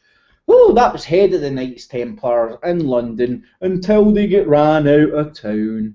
Then the most powerful organisation in the world, the richest, just disappeared. And they just handed over all their land, all their money, all their wealth to the Knights Hospitallers, which are commonly now known as the Knights of Malta. But yeah, the Knights of Templar don't not exist anymore. But anyway, there's the Old Bank of England, Temple Church, the headquarters of the Knights Templar, and there's the Inner Temple Gardens. That is where, well, there's the Royal Courts of Justice, right across the road from the head of the Knights Templar, the Temple Church. And let me see, there's the Inner Temple Hall. This is where, let me see, I need to show you this one. That is where the inns of the bar are. The 4 inns of the bar are in the grounds of the Temple Church in London, the City of Corruption, not part of the kingdom. And that's where the 4 inns are. The Inns of Court in London are the professional association for barristers, also known as the Bar. And then you get Temple Bar right next to the Temple Church in the City of Corruption that has never been sacked since Roman times. Here in the Strand and just right next to Temple. Oh, I could spend forever on that, Sinead, you even touched on that. But yeah, so where was I with the old chat? Here it was, where's the bar? Well, there's the Bar of London, mate, but that's why I argued the Bar and the Knights Templar are the most best name I can find for these people. High res, it's all dogma and no morals. Well said, Robert Sink. That's a good tune, mate. Like that. What if the Cardinal was creating his own scary story that came back and bit him in the ass? Aye, well, that's very true, mate. What if he was? What if the cardinal was influenced by the Roman Church, was influenced by the Jesuits, and put out this story deliberately to be picked up and propagated to bring around, I don't know, to propagate the doomsday theory. Um, There's Peter, Lorraine, Tony B, and all. How you doing, Rez? How you doing, my man? Does it not say that you have to read it 10 times a day? I'll fully understand that. I'm sure it says that at the beginning.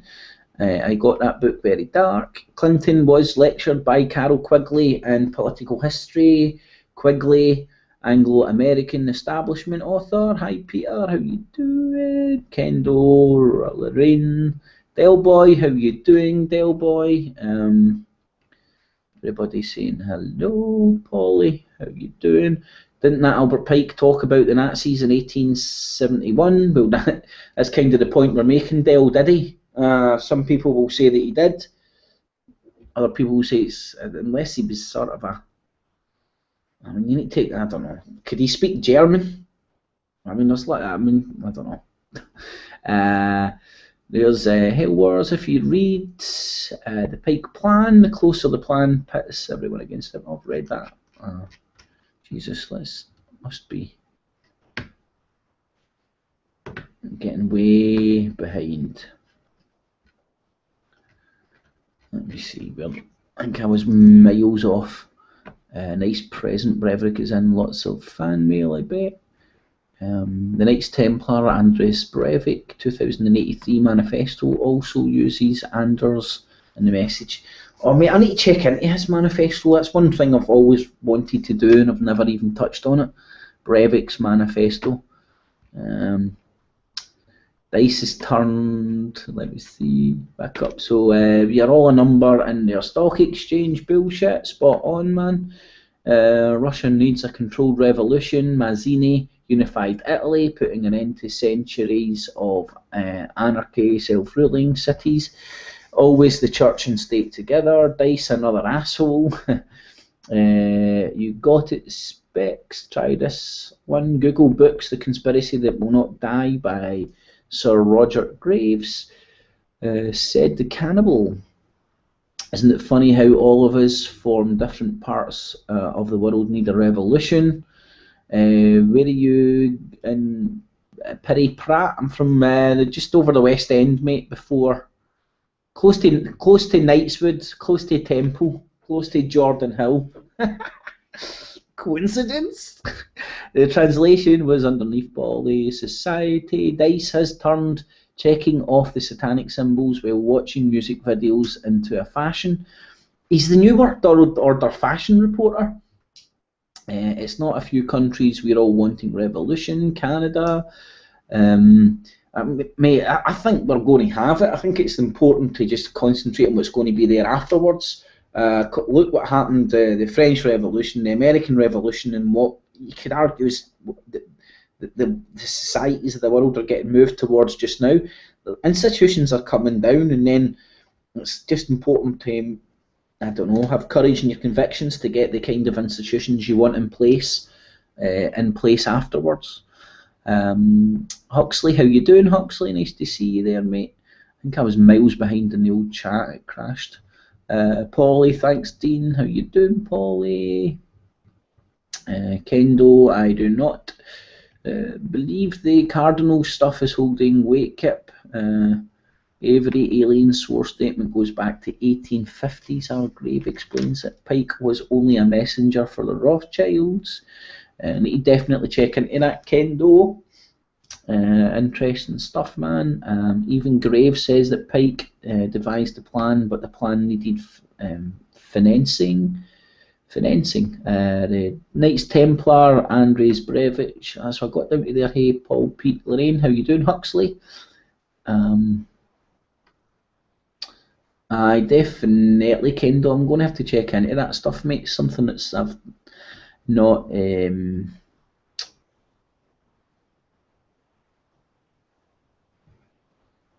something I've not came across myself. There's Brenty Young. Hi, Room Chip and Ginger. Say hi from the US. How you doing, man? Lorraine Keegan, how you doing, Lorraine? I've never understood why there is so much hatred across the world. It does nothing but destroy. It is so anti-human. Me too, Lorraine. It's unbelievable, man. And it seems to be all the death and destruction is dressed up in this. Oh well, we need to go and kill people for humanitarian reasons. It's all about amalgamating. There's no room for individuality anymore. I'll try Peter Fridays. This week is not good for me. Got the DJ that night. Sound check. Bo Radley. People make money from JFK and make money from Pike. So what? There's no problem with people making money. I'm just that there is no problem with people making money. Just take that into consideration when you're reading a book that there's people make money from the books. The objective is to divide and then conquer. We're doing a good job at Hell Wars, aren't they? Everybody's divided. Stevie B saying, I think we'll start to see more protests in the future where all races and religions, etc. Stay in unity against the so-called elite. Let's hope so, Stevie B. It's spreading too, just not standing. Kip, did you try and sink a dinky do? A dinghy down the canal a couple of years ago? Did I try and sink a dinghy down the canal a couple of years ago? I don't think I did, Polly. I don't think I'm getting that joke, mate. When will World War III happen? Please tell me. Well, mate, look around you. The world's at war, mate. The world is at war. The corporation, it's not Gazprom propagating death and destruction for pipelines. It's Israel from Iraq. It's the Kurds and this guy's at ISIS. The Americans, the Saudis. Everybody's at fucking war. Go and look what's happening at South America just now. Aye. Show me where there isn't death, unwarranted killing in any country, man. Fucking the countries have got governments. The countries, they're at war. The government's at war with the people right now, trying to enslave us all, man. London on Friday, anti-pedo demo starts at 11 outside Parliament. Good stuff, society. Let us know if you're going or whatnot, man. There's Blender. How you doing, Blender? Society, Morals and Dogma was Pike's book. I meant the voice and style was very much like Thomas Paine. At Blender 2 weeks next Tuesday, about 1500 hours. Good stuff, guys. Getting sorted.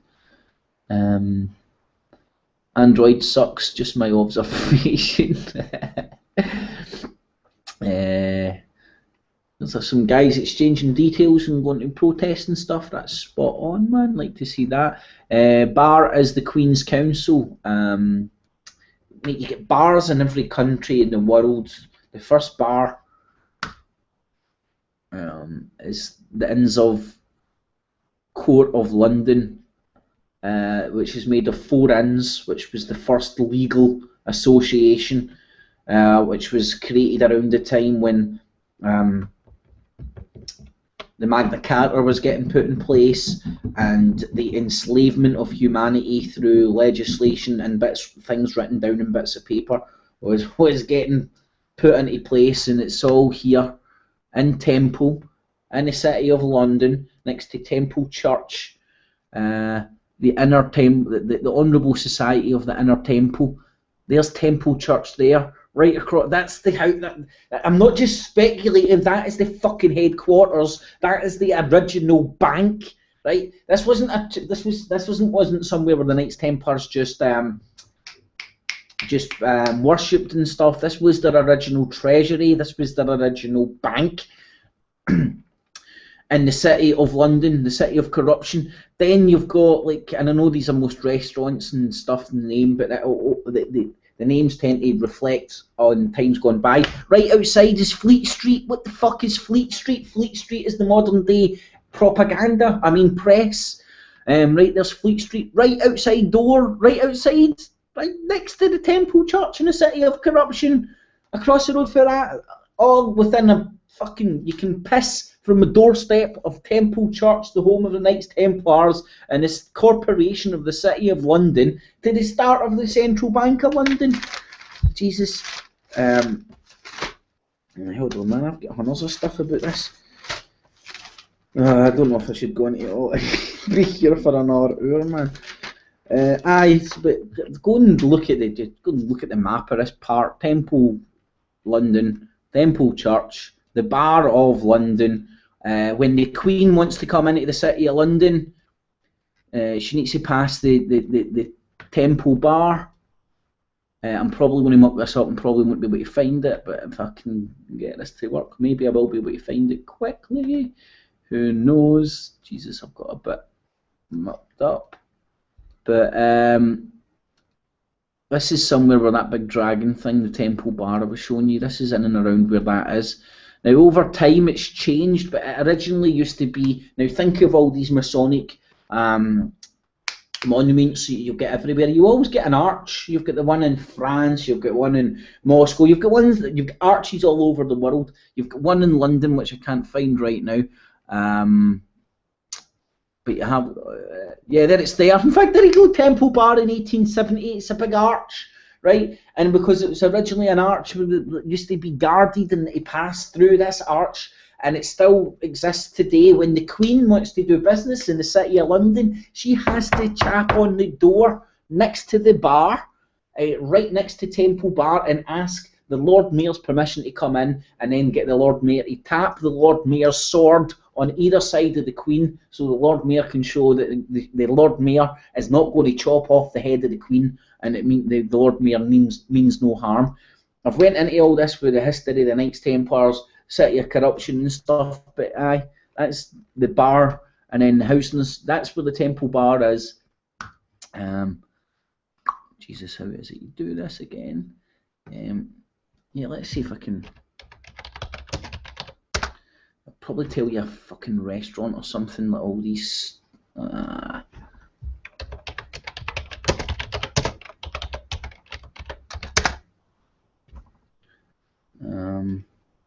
See, it tells you where a bloody restaurant is or something. I'm pretty sure that's where a restaurant is. Aye. And it's not where the bar is that I'm talking about. The bar that I'm talking about is over here on the Strand. Because if you go and look at the geography of the City of London, the City of Corruption, here's the city there. I know you can't quite see that. Let me see if I can find the London Wall. There's the London Wall. There's London Bridge. There's there's the London Tower. Tower of London, or whatever it's called. The Tower of London there, which was built outside the walls of the City of London, so the King at the time could keep an eye on the residents of the corporation at the City of London, because it's been independent for fucking in the time of the Knights Templars. And then you have Westminster, and you have the Mall. Now, I've also shown this as Trafalgar Square, Charing Cross. Where's Trafalgar Square? Because it's right on this procession. And if you go down there, you'll get Buckingham Palace. And the procession from Buckingham Palace leads you right up. And that's where the Queen leads from Buckingham Palace. And then she goes up and she wants to enter the City of London. There's Buckingham Palace right there. Then she goes up the Mall. She does go through Trafalgar Square somewhere. There's Trafalgar Square there at Charing Cross. She continues up the Mall to the Strand, and that is where... Let me see, I must be able to find that. I know I'm bloody... hold on. Feckin' hell. I hate that fucking Google Maps. It's pish compared to... Right, so there's 10 Downing Street as well. There's Buckingham Palace. These are subservient to the Corporation of London. That's what I believe. Let me show you what happens when the Queen is... Oh, fucking hell. There we go, that should...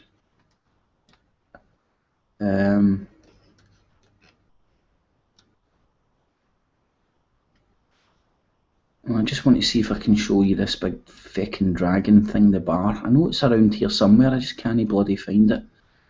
Right, going the right way. This is the Strand, and where the Queen comes up and asks for permission into the city. This is part of the old bar there. Or is that where the hell is it? The old archways around here somewhere. The one that I showed you the picture of. And right, anyway, on a better day somebody can find that. I know it's around here bloody somewhere, but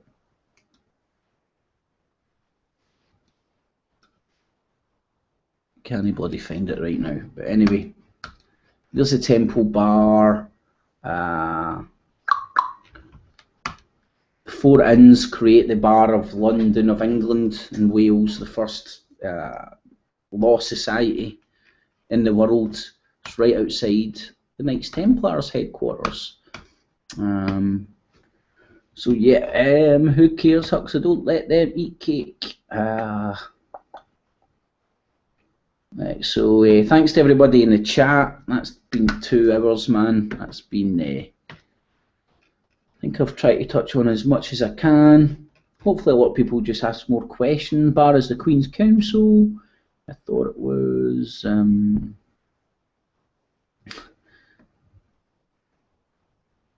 Android is NSA friendly and apparently sucks up 3 times the energy.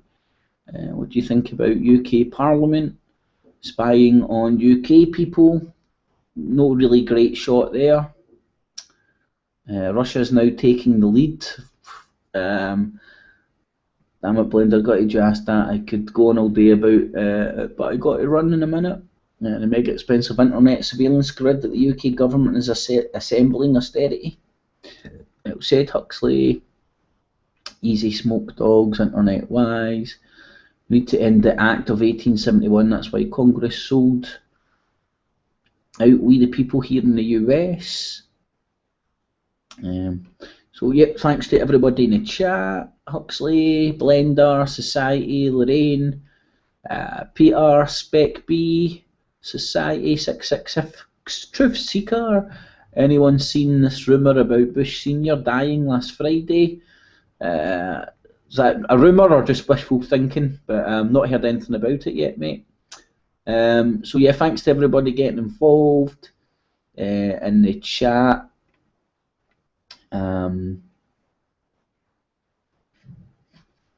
Again, if you're watching this after the fact, feel free to leave a comment and I shall get back to you at some point. So for now, I'm going to go and make myself some dinner. I'm bloody starving. So thanks to everybody that's watched and watching. Thanks to everybody in the chat. Thanks to all the thumbs up, and thanks for not 20 odd thumbs down. Woohoo! Thanks everybody. Thanks for watching. Leave all your comments before. Thumbs it up. If you enjoy this sort of a format and stuff, tell your friends, tell your family, get involved. Leave your comments after. Share it on Facebook, Twitter, all that good stuff. Make sure you subscribe to the channel. Try to check in with the channel every now and again. Just batter it in one of your bookmarks and stuff and batter to the homepage. The likelihood of me throwing up a hangout every now and again at any point is very highly likely. You'll get all the Facebook, Twitter, Google Plus links below as well. Good way to keep in touch. Leave all your comments, good, bad, ugly, and indifferent. And thanks for watching. YouTube catchies.